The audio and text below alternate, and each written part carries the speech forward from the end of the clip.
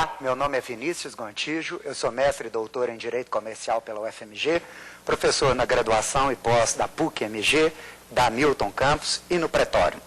O tema do nosso curso é o Direito Empresarial. Na última aula, nós trabalhamos a aplicação da teoria da preservação da empresa em processos de falência.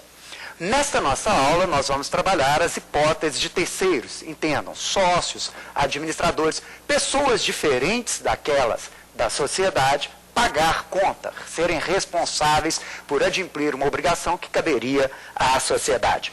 O e-mail nosso é saberdireito@stf.jus.br. Pois bem, meus amigos, nós temos que constatar que quando uma pessoa constitui uma sociedade, esta pessoa está reunindo esforços, patrimônios de diversas pessoas para buscar um empreendimento que sozinha ela muitas vezes não lograria obter.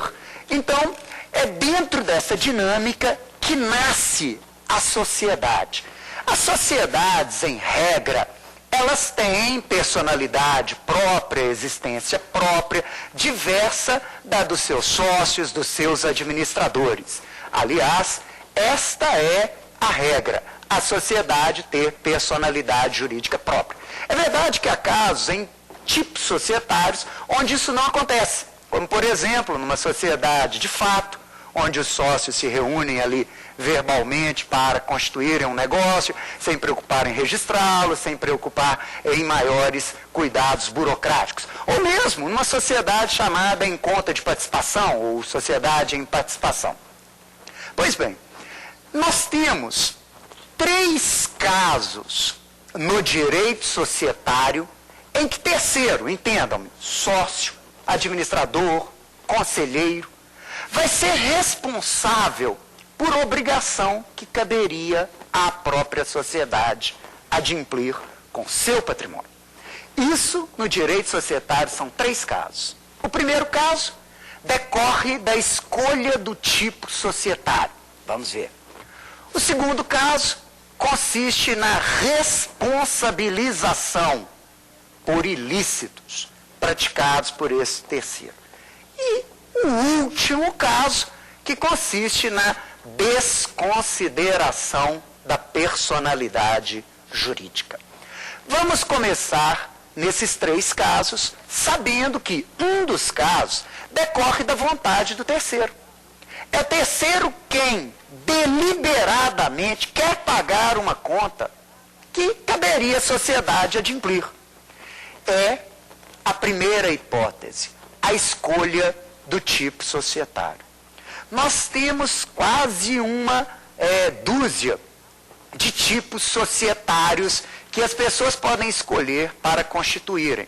As mais comuns são a sociedade limitada, que a gente conhece pela abreviatura LTDA, e as sociedades anônimas. Mas existem as sociedades em nome coletivo, em comandita simples, em comandita por ações, em conta de participação, sociedade de fato, sociedade em nome coletivo, sociedade em comum, sociedade irregular.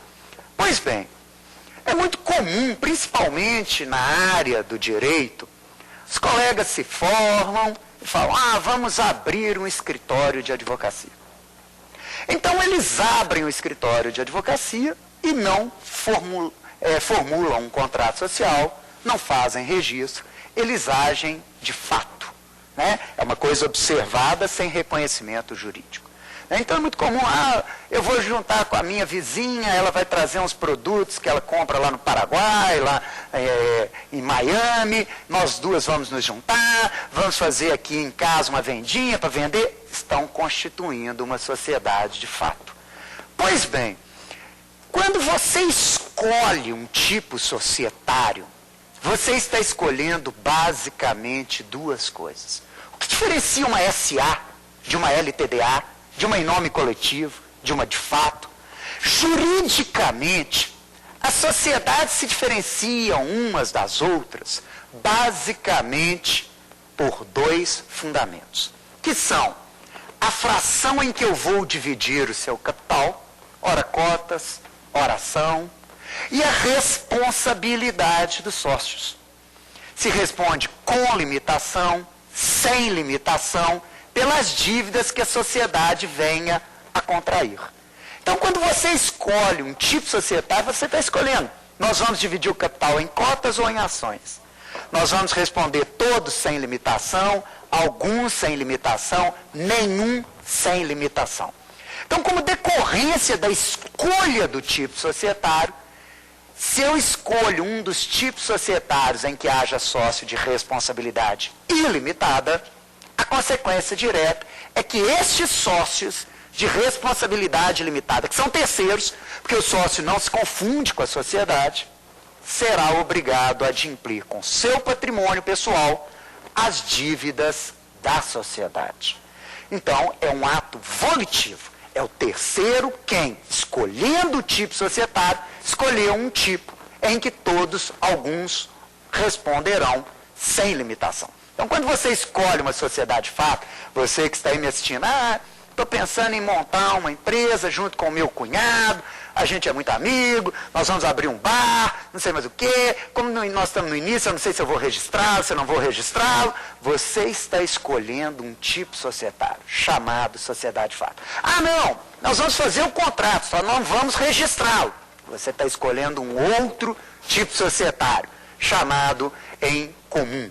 Então, vejam, senhores, a consequência direta disso é, você vai responder com seu patrimônio pessoal pelas dívidas da sociedade. No direito empresarial, só há dois tipos de sociedades em que todos os sócios respondem com limitação àquilo que já deram para a sociedade. É a sociedade limitada e a sociedade anônima. Qualquer outro tipo que você escolha, haverá alguns ou todos os sócios respondendo sem limitação. É claro que isso inibe a atividade empresarial. Quem dentre nós quer expor todo o seu patrimônio, muitas vezes fruto de uma vida inteira de trabalho, aos riscos inerentes à atividade empresarial? Porque a atividade empresarial é uma atividade de alto risco.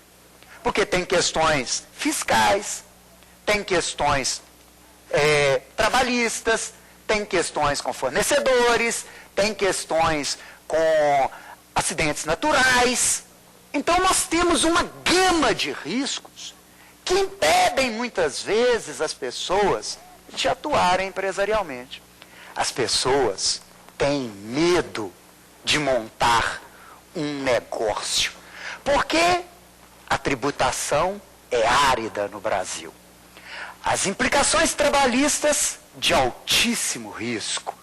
As naturais, o crédito dificílimo. E isso é uma tragédia para o país.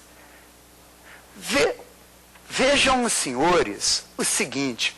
Muitas vezes, você está lá, certa vez, eu fui procurado por um amigo que eu tinha grande amizade por ele e pela esposa, tenho até hoje. E ele me falou: Vinícius, eu entrei num PDV, ganhei um dinheiro muito bom, estou pensando em montar um negócio para mim. Eu falei: olha, meu amigo, eu sou advogado na área empresarial, sou amigo da sua esposa. Se você fizer isso, eu vou juntar com a sua esposa e vou pedir sua interdição. Por quê? Porque você vai ter uma carga tributária que inibe qualquer empreendimento no país. Uma responsabilidade fiscal horrorosa. Para os senhores terem uma noção, não cabe a mim aqui discutir isso, mas, por exemplo, suponhamos que eu lhe venda este terno. Você não me pague. Você me deu o cano, mas eu tenho que pagar o tributo. Ora, até o do cano, sim. Porque eu tenho toda uma estruturação contábil para eu poder não pagar esse tributo licitamente, que a maioria das microempresas, da empresa de pequeno porte, do empresário médio, não consegue estruturar. Ele acaba tendo que pagar o tributo. Então vejam, falei com ele, não é possível. Por que isso? Nós, além de tudo, além de todo esse problema que não nos cabe aqui discutir, há um problema que é exatamente as hipóteses do terceiro responder por obrigações da sociedade. Às vezes, o cidadão tem lá seu patrimônio, monta uma atividade empresarial, e um belo dia ele, por um percalço qualquer do seu negócio, acaba muitas vezes quebrando, sem uma sentença, porque se ele pedisse a autofalência, seria modalidade de solução regular, não haveria problema. Mas como ele já está na rua da amargura, ele não consegue nem contratar um advogado para pedir a autofalência. Aí ele simplesmente fecha as portas e sai correndo. Moral da história: os credores vão no patrimônio pessoa física do sócio. Aquela fazendinha que ele tinha comprado, lá vai ela embora. Aquele carrinho que ele herdou da vovó, lá vai o carrinho embora. E assim tudo. Por causa dessas situações. Porque há dois casos no direito empresarial que o terceiro responderá por obrigações da sociedade. Não porque queira, mas por imposição da lei. Que são a responsabilização e a desconsideração da personalidade jurídica. Vamos começar vendo a responsabilização.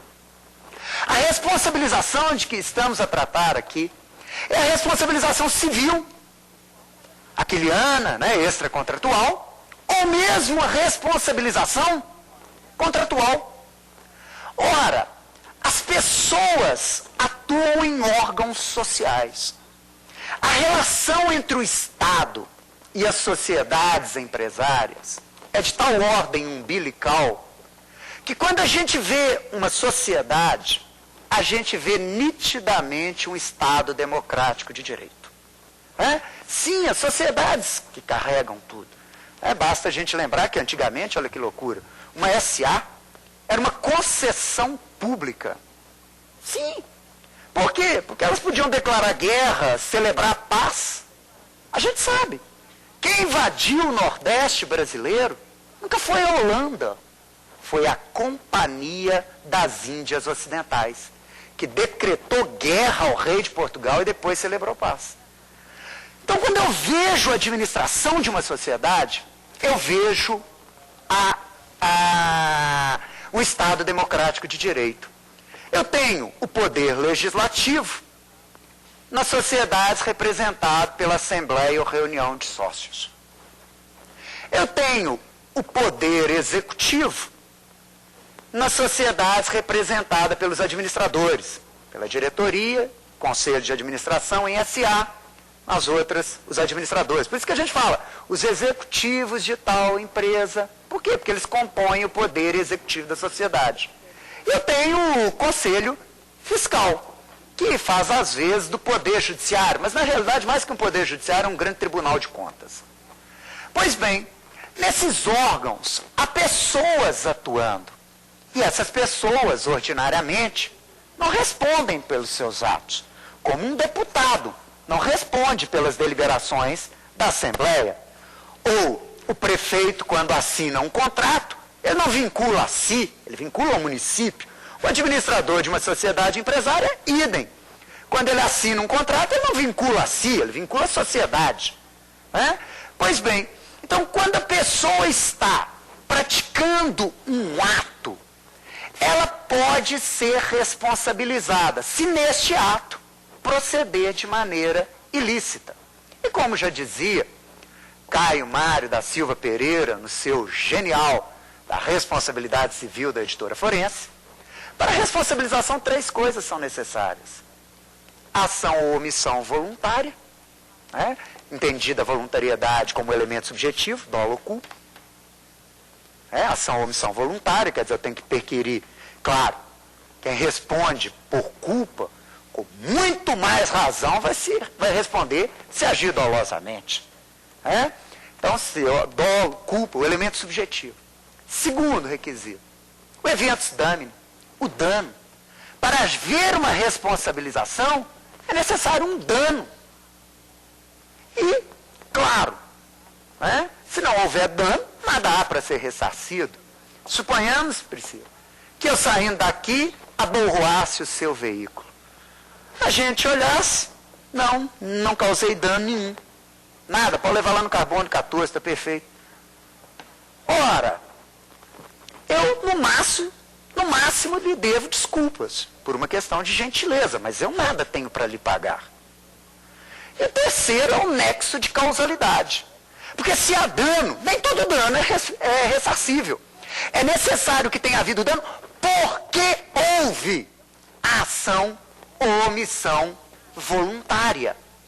É porque houve a ação ou omissão voluntária. É o chamado nexo de causalidade. E o curioso é que a responsabilização civil varia de órgão para órgão. Ora, o sócio, enquanto sócio de uma sociedade, somente participa de um único órgão social. Qual é o único órgão social em que o sócio participa dele? Do legislativo, da assembleia ou reunião de sócios. Então eu indago aos senhores, se o sócio de uma sociedade vai praticar um ilícito, enquanto sócio, ele só pode fazê-lo na assembleia ou reunião de sócios.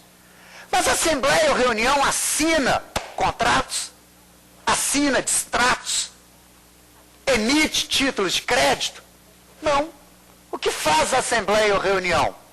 Delibera. Ela delibera. E o sócio, enquanto sócio, somente pode ser responsabilizado se deliberar ilicitamente, dolosamente. Né? É o que está aqui no artigo 1080 do Código Civil. O artigo 1080 do Código Civil traz para nós a responsabilização de sócios por ilícito, prescrevendo: as deliberações infringentes do contrato ou da lei tornam ilimitada a responsabilidade dos que expressamente as aprovaram. Ora, qual é o elemento subjetivo? Dolo ou culpa? Dolo. É o dolo. Porque dos que expressamente votaram. Né? Ou, principalmente, se conjuga com 1016 do Código Civil, que traz a responsabilização do administrador, falando em culpa. Portanto, toda vez que o legislador quis imputar responsabilidade por culpa, foi expresso, nós vamos ver daqui a pouco, a responsabilização do administrador. Seria um caso, por exemplo, suponhamos, outro dia eu vi uma investigação criminal curiosa. O que acontece? Olha que tipo de louco aparece no mundo. Cidadão participou de 3 processos licitatórios, 3 licitações. Numa licitação, ele apresentou um balanço. Num outro, um segundo balanço. E no terceiro, um terceiro balanço. Para cada processo licitatório, os sócios aprovaram um balanço que se adequava ao índice de coeficiente de solvência para o certame. Quer dizer, eles dolosamente aprovaram um balanço maquiado para fraudar o processo licitatório. Foram responsáveis, claro, criminalmente, não tem nem dúvida, mas isso não cabe a nós examinar civilmente. Eu posso ir no patrimônio dos sócios para garantir a solvência desses contratos com a administração pública. Porque eles dolosamente deliberaram aprovando um balanço maquiado. Responsabilização de sócio. E a responsabilização do conselheiro fiscal? A responsabilização do conselheiro fiscal, ela se dá da mesma maneira que a responsabilização dos administradores. Quando você pega o artigo 1070 do Código Civil e o 165 da Lei de SA, Lei 6.404, de 76, você vai ver lá que a responsabilização civil dos conselheiros fiscais se implementa da mesma maneira que a responsabilização dos administradores.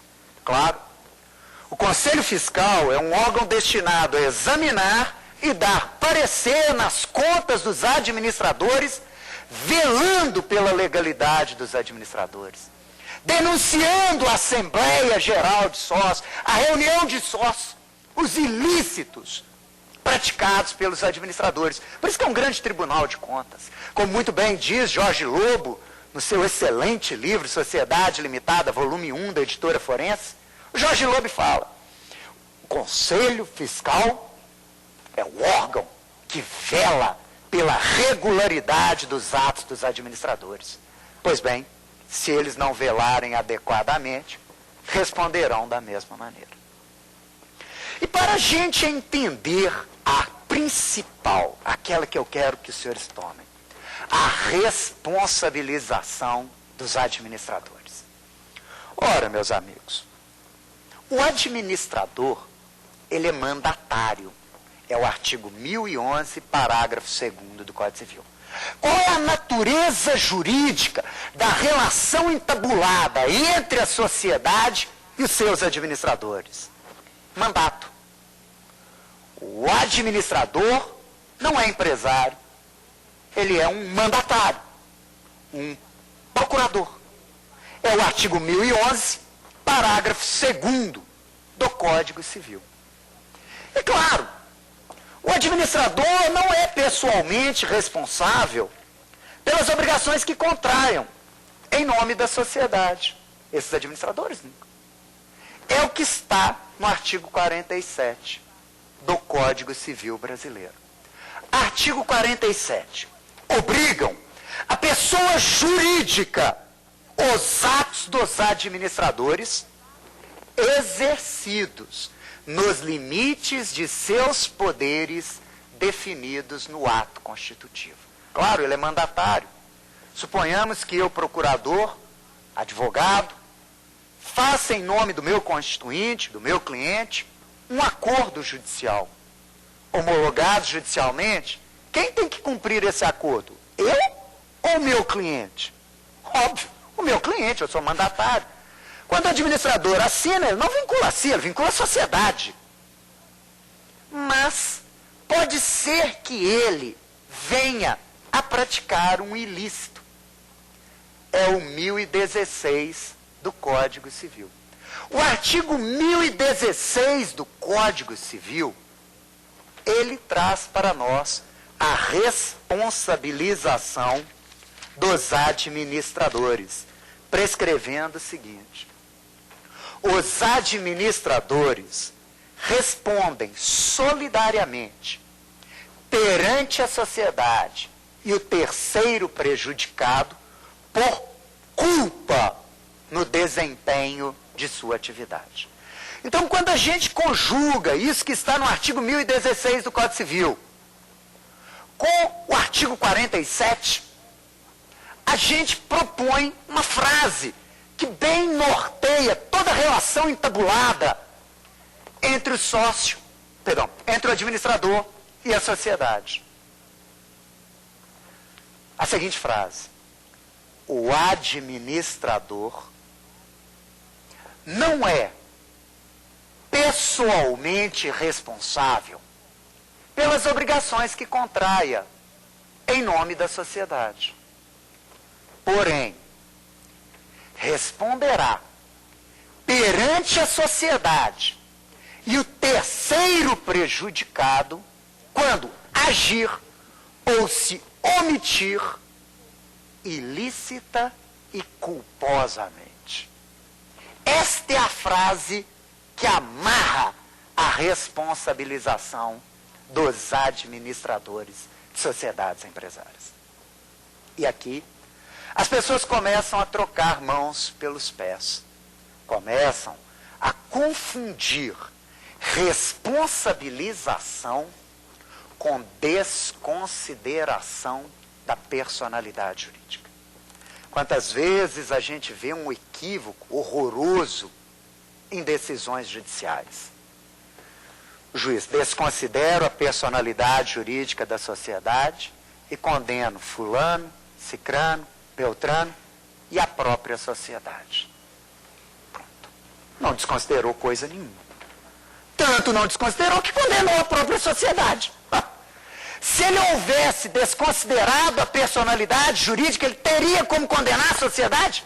E a gente consegue criar uma grande distinção entre a responsabilização e a desconsideração da personalidade jurídica.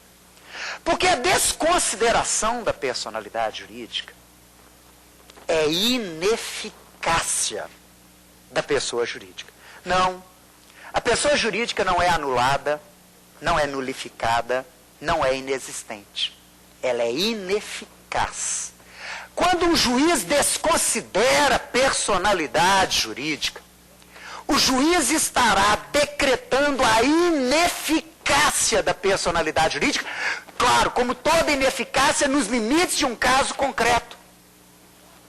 Quando o juiz desconsidera a personalidade jurídica, ele afasta a personalidade jurídica para ir atrás daqueles que estavam protegidos pela personalidade, nos limites de um caso concreto. Pode ocorrer que haja pedidos, digamos, 10 processos, onde se pede 10 vezes a desconsideração da personalidade jurídica de uma mesma sociedade perante o mesmo juiz. Pode ser que ele desconsidere num caso, não desconsidere no outro. Por quê? E não haverá nenhuma incoerência, porque é ineficácia. O que é o ato jurídico ineficaz? O ato jurídico ineficaz é aquele ato que existe no mundo dos fatos e no mundo do direito. Até que o juiz retire, portanto é ato do juiz, retire sua eficácia nos limites de um caso concreto. Então, com efeitos, nunca erga omnes, efeitos inter partes, caso concreto. E mais, não é um ato em que, decretada a desconsideração, eu retroajo. Não. O efeito é ex nunc. Está ali para frente. Naquele caso concreto. Pois bem, a constituição de uma sociedade é um negócio jurídico como qualquer outro. E esse negócio jurídico pode estar viciado. 2 são os vícios que mais comumente afligem uma pessoa jurídica: a fraude e o abuso do direito. O que são a fraude? A fraude é o formalmente lícito, materialmente ilícito. Se você for uma pessoa formalista, você nunca vai enxergar a fraude na sua vida. Porque a fraude prima pelo rigor formal, para exatamente pelo rigor formal obter aquilo que o legislador não intencionava lhe assegurar. Eu me lembro que certa vez nós impetramos um mandado de segurança na Justiça Federal e, em primeira instância, eu perdi o mandado de segurança, surreal. Porque a minha tese, eu estava absolutamente convencido dela. Era o diretor de uma escola de direito numa universidade federal do país, em que ele brigara com o reitor o destituíra da função de diretor, reduzir, acabar com o FG, a função gratificada, porque é uma fundação, não é uma autarquia, então cabia a ele. Então ele acabou com a função gratificada daquela faculdade, nas outras faculdades da universidade continuava a função gratificada, acabou daquela, e no dia seguinte o reconduziu ao exercício da função. Eu impetrei o mandado de segurança alegando fraude. O juiz não. O cargo de diretor de faculdade é da confiança do reitor. Ele poderia destituí-lo. Quem fixa a função gratificada naquela universidade é o reitor. Ele poderia acabar com ela. E, como reitor, ele pode reconduzir o professor, se quiser que não aceite o cargo formalista. Entramos com recurso ao TRF, o desembargador federal falou, olha, isso aqui pode ser incorporado no manual como exemplo de fraude. Por quê? Formalmente ilícito. Mas qual foi a intenção do reitor? Bater no órgão mais sensível do corpo humano, o bolso. Eu vou te deixar com o trabalho, sem o dinheiro. Fraude. E o abuso do direito? O que é abusar de um direito? Toda norma, quando é criada, ela visa alguma coisa. Visa-se algo. O legislador quer algo. Abusar de um direito é exercê-lo potestativamente. É exercê-lo sem extrair desse direito aquilo que o legislador intencionava lhe assegurar quando criou a norma. Você usa do direito como um fim em si mesmo, sem extrair aquilo que o legislador intencionava lhe assegurar. Certa vez, eu também dando aula na Universidade Federal, e aí o que acontece? Entrou um cidadão para dar recados dentro da sala de aula. Eu falei, meu amigo, com a maior cortesia ainda, o senhor poderia ter pedido licença para poder explanar suas ideias, pelo menos, porque afinal de contas eu estou aqui falando. Agora, né? Ele falou, porque eu entro, eu faço, eu aconteço, o prédio é público. Eu falei, não, peraí, você está confundindo, isso aqui não é uma praça pública, não. É abuso do direito de ir e vir. Usar do direito sem extrair aquilo que o legislador intencionava quando lhe assegurava. Tanto é que o artigo 50 do Código Civil é que traz a figura da desconsideração. Mas é fácil distingui-la da responsabilização. Porque na responsabilização, via de regra, serão condenados o agente do ilícito e solidariamente a sociedade. Na responsabilização, está correto eu dizer, condeno fulano, cicrano, beltrano e a sociedade. Por quê? Culpa em elegendo. A sociedade escolheu mal seus administradores. E então, ela responde solidariamente pelo ilícito praticado por seu administrador. Pois bem, esta regra foi mitigada no Código Civil da Solidariedade. O artigo 1015, parágrafo único do Código Civil, trouxe para nós 3 casos de exclusão da solidariedade da sociedade. 3 casos em que a sociedade não pagará pelo ilícito perpetrado e executado por seu administrador. E o que eu faço da culpa em elegendo? O que eu faço da boa-fé objetiva? É uma tragédia esse parágrafo único do artigo 1015 do Código Civil. São 3 casos. 3. Dificilmente, um é absurdo.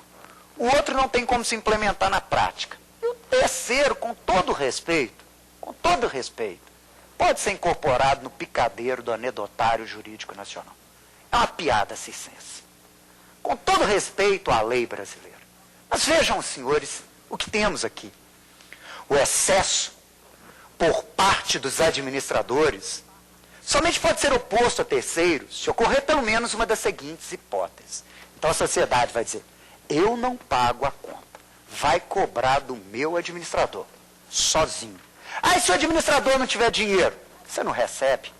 Mas a sociedade é milionária, cada qual com seus problemas. Isso é brincadeira.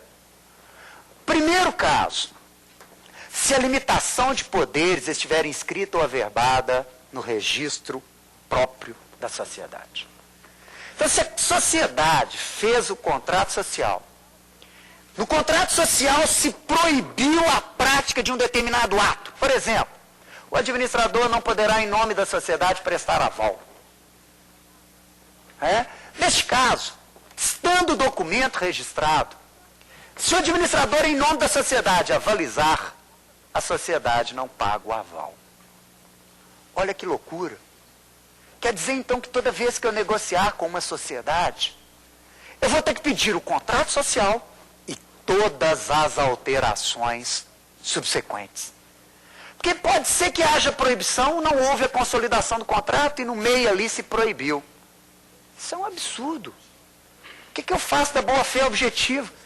Eu vou negociar com você, Priscila, na condição de administradora. Eu presumo que ela esteja agindo de maneira lícita ou ilícita? É óbvio, lícita. E depois revela-se o administrador uma pessoa descumpridora da obrigação. O que eu tenho com isso? E a cupinha elegendo? E a sociedade que elegeu mal seus administradores? A lei, não quero saber. Absurdo. Segundo caso que a sociedade estará eximida da responsabilidade solidária. Provando-se que o ilícito era conhecido do terceiro. Ou seja, provando-se, a sociedade provar que o terceiro prejudicado não é terceiro prejudicado. Ele estava em conluio com os administradores da sociedade para fraudarem-na. Eu tive um caso, certa vez, que entraram com uma reclamação trabalhista contra o meu cliente e alegava-se um salário extraordinário, que nunca foi contratado. E como prova, o empregado trouxe a carteira de trabalho. Está lá a CTPS com aquele salário. O que é isso? Chama a menina do RH. A menina do RH era amante do empregado. Falsificou a carteira de trabalho dele para ele entrar com a reclamação trabalhista. É motivo de piada na Justiça do Trabalho. A Justiça do Trabalho, claro, julgou improcedente o pedido e ainda saiu oficiando para tudo quanto é lá, polícia, não sei mais o quê. Conluio para fraudar a sociedade. Isso é muito difícil de provar. Muito difícil de provar. Terceiro caso.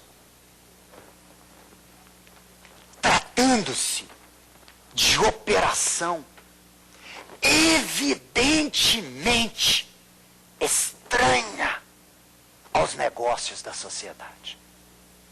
Mas o que no século XXI é evidentemente estranho? Isso serve para advogado enrolar processo. Porque vai discutir se é evidentemente estranho, não é evidentemente estranho. Esse negócio vai parar no STJ. Ora, o Fábio Lhor Coelho fala para nós que evidentemente estranho aos negócios da sociedade seria evidentemente estranho ao objeto da sociedade, atividade. Com essa máxima vênia, não compreendo como que seria possível. Porque vejam, senhores, numa escola, é evidentemente estranho ao objeto da escola a aquisição de ar-condicionado. O que educação tem a ver com ar-condicionado? Nada. Mas não é evidentemente estranho aos negócios. Porque o que é negócio? O negócio compreende não só o objeto, mas toda atividade periférica necessária ao bom cumprimento do objeto. Então notem, a compra do ar-condicionado é estranha ao objeto, mas não ao negócio. Porque a intenção é climatizar a sala de aula para facilitar o aprendizado em dias de aquecimento excessivo, de calor excessivo. Então vejam, evidentemente estranho aos negócios da sociedade, compreende, evidentemente estranho ao objeto, mas não só ao objeto. Toda atividade periférica necessária para se bem implementar o objeto. Seria evidentemente estranho ao negócio de uma escola, a escola comprar um cavalo, o animal, não tem cabimento. O que isso tem a ver com escola? Ah, não, mas é uma escola de biologia. Estávamos dissecando o cavalo. E aí pronto. Já viu que tem processo para 5.000 anos. Então vejam os senhores o seguinte, meus amigos. Já na desconsideração, a sociedade nunca será condenada. Na responsabilização, em regra, a sociedade é condenada, salvo as exceções do parágrafo único do artigo 1015 do Código Civil. Ainda distinguem a responsabilização da desconsideração. A responsabilização, conforme eu disse a vocês, decorre da prática de um ato, de uma omissão ilícita. E o ilícito, como a gente sabe, não passa do infrator da norma. Então a responsabilização ela é nevrálgica. ela vai gerar a responsabilidade do terceiro que praticou o ilícito ou que se omitiu ilicitamente, sem que aquilo se expanda aos demais sócios, aos demais administradores. É claro que se mais de um administrador intervir no ato, responderão solidariamente. Mas, em regra, só uma pessoa a que praticou o ilícito. É o caso, por exemplo, dos artigos 134 e 135 do CTN. Quer dizer, quando eu tenho a obrigação de recolher um tributo, tendo dinheiro, não faço. Ora, aquele administrador que tinha a obrigação de pagar o tributo, ele, não os demais, será responsável pelo pagamento do tributo. Artigos 134 e 135 do CTN. Pois bem, agora, no caso de desconsideração, não. É raríssima a desconsideração. Raríssima. Porque a desconsideração, uma vez decretada, vai ser executada a obrigação em sócio com poder de gestão, sócio sem poder de gestão, sócio majoritário, sócio minoritário. Porque cai o véu da personalidade e eu atinjo indiscriminadamente todos que estavam por trás daquela sociedade. Porque é ineficácia e não responsabilização. Bem, nós temos ainda a distinguir a desconsideração da responsabilização um outro fator fundamental. A responsabilização é indenizar dano. Então a responsabilização ela sempre terá um conteúdo econômico direto. A responsabilização é a condenação a pagar algo. Não existe responsabilização sem conteúdo econômico direto. A desconsideração pode ter, pode não ter conteúdo econômico direto. Deixe-me dar-lhes um exemplo. Uma vez um cliente meu fez um contrato comprando estabelecimentos empresariais num estado da federação. E quem vendeu a ele aqueles estabelecimentos disse no contrato que não concorreria com ele durante os próximos 5 anos naquele estado da federação. O espertalhão foi em outro estado da federação, constituiu uma sociedade e a sociedade começou a abrir estabelecimentos naquele estado onde ele estava proibido. Então nós, preventivamente, antes mesmo que ele houvesse aberto o primeiro estabelecimento, entramos com uma ação, requeremos ao juiz que desconsiderasse a personalidade jurídica, constatasse que ali por trás estava uma pessoa proibida de abrir aquele estabelecimento. E então impedisse a abertura. O juiz liminarmente desconsiderou a personalidade jurídica, proibiu a abertura dos estabelecimentos. Ganhamos, e foi proibido. Meu cliente embolsou algum real? Não. Porque a desconsideração pode ter conteúdo econômico, pode não ter. Essas são as 3 principais distinções entre a responsabilização e a desconsideração. Mas nós temos que lembrar que o Código Civil, no artigo 50, trouxe para nós um caso de desconsideração de personalidade jurídica objetivo. Que caso é esse? Confusão patrimonial. O juiz pode desconsiderar a personalidade jurídica de uma sociedade, entrando no patrimônio dos sócios, dos administradores, toda vez que constatar promiscuidade entre o patrimônio da sociedade e o patrimônio dos sócios administradores. Pegar o cheque da pessoa física, pagar uma conta de fornecedor, pega o dinheiro do caixa e manda comprar uma coisa para a casa dele, aquela bagunça. E é importante ressaltarmos que é vedado ao juiz desconsiderar a personalidade jurídica por ato de ofício. O artigo 50 do Código Civil proíbe a desconsideração da personalidade jurídica por ato de ofício. O juiz só pode desconsiderar uma personalidade jurídica a requerimento da parte ou do Ministério Público, quando lhe competir e intervir no processo. O problema que nós temos visto ultimamente, que tem sido reiteradamente discutido, nem é a desconsideração, é o abuso na aplicação da teoria da desconsideração. Em algumas áreas do direito, a coisa perdeu sentido. Ninguém se dispõe a investir num negócio e expor todo o seu patrimônio. E a gente tem visto que alguns juízes estão confundindo isso tudo.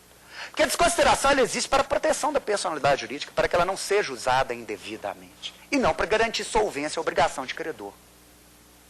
E nós temos visto muitas vezes o juiz abusando da teoria da desconsideração, criando quase que uma responsabilidade civil objetiva. Ah, está lá a sociedade, quebrou, não teve como pagar o empregado, meta a execução no patrimônio do sócio. Ah, mas isso é responsabilidade civil objetiva? Isso é responsabilidade civil objetiva? Cadê o amparo legal para isso?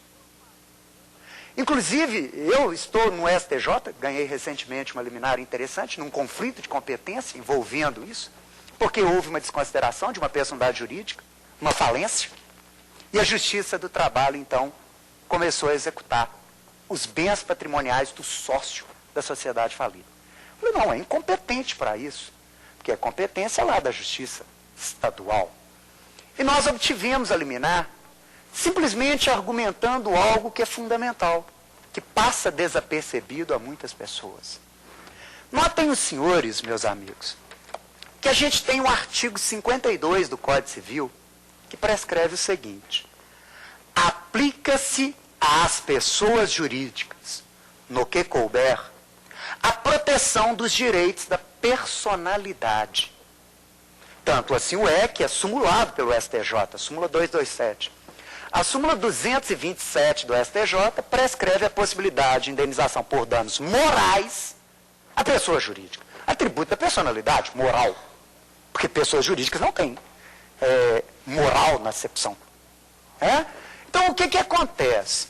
Passa desapercebido a maioria das pessoas que o abuso na aplicação da teoria da desconsideração da personalidade jurídica viola o princípio da dignidade da pessoa jurídica. Notem os senhores que o artigo 1º, inciso 3 do da Constituição, o artigo 1º, inciso 3 da Constituição assegura o princípio da dignidade da pessoa adjetivada, humana. Princípio da dignidade da pessoa humana. Quando você vai ao artigo 170 da Constituição, no capítulo da ordem econômica, você tem lá assegurado a todos a existência digna. Ora, não pode ser da pessoa humana, porque não há palavras inúteis na lei, principalmente na lei maior, na Constituição.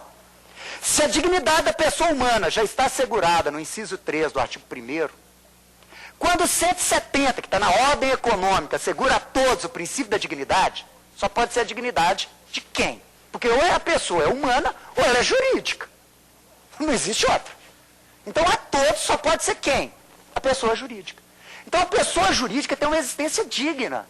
E desconsiderá-la ao bel prazer, criando responsabilidades civis objetiva, quando não autorizadas em lei, viola o princípio da dignidade da pessoa jurídica.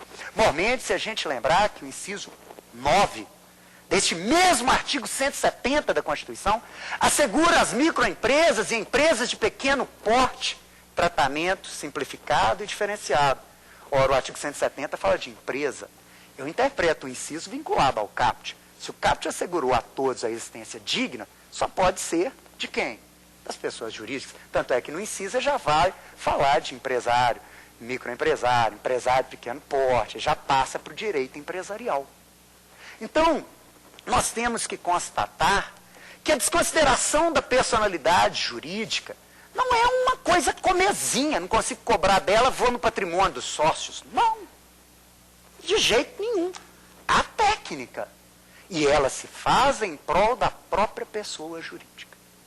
Então, meus amigos, a gente conclui dizendo o seguinte: há 3 casos no direito societário empresarial em que terceiros podem ser chamados a pagar dívidas da sociedade. É o primeiro caso, a escolha do tipo societário. É o segundo caso, a responsabilização. Responsabilização civil por ação, por omissão ilícita das pessoas atuando nos órgãos societários, conforme suas competências, seus atributos, suas responsabilidades. E o terceiro caso, que é o caso de ineficácia de personalidade jurídica, num caso de uso da personalidade jurídica para fraudar, para abusar do direito, que é a desconsideração da personalidade jurídica.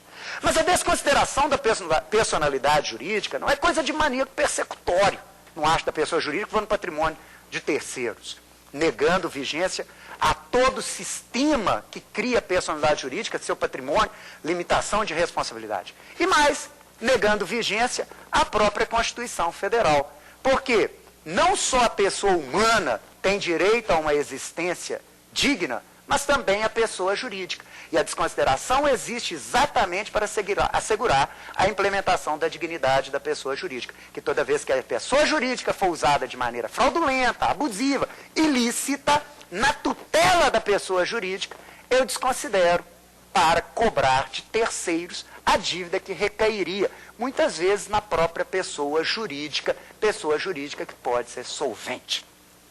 Pois bem, meus amigos, o nosso e-mail, como a gente sabe, é saberdireito@stf.jus.br.